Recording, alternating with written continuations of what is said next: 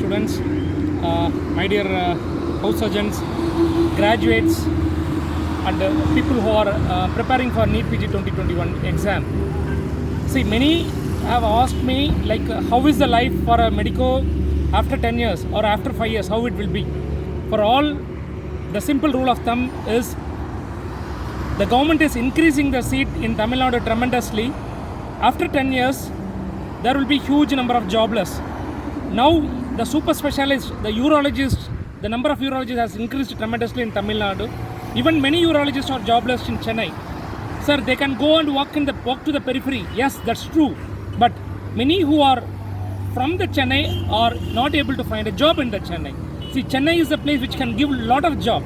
But when the Chennai itself is not able to give a job, think about the periphery. In my own native place, Viluppuram, I can see 6-7 urologists in Viluppuram district itself. See, Viluppuram district definitely will be 10. In Viluppuram town itself, 6-7 urologists.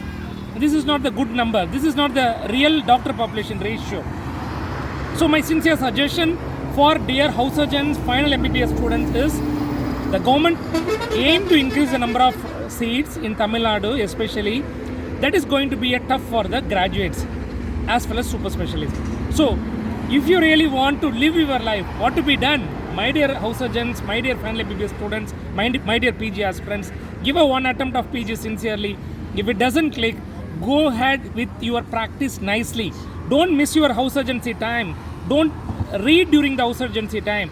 House surgency time, please spend efficient time to learn things, to acquire skills, to acquire poisoning especially, to learn about emergency, to learn about suturing, to learn about ICU management. This is going to be a win-win situation when you go and practice. Okay, so a person by 24.5 years, if they start the practice, I still remember a cardiologist when I was a resident at the Rayapeta, house surgeon at the Rayapeta, a cardiologist told me either go outside the India or go and practice.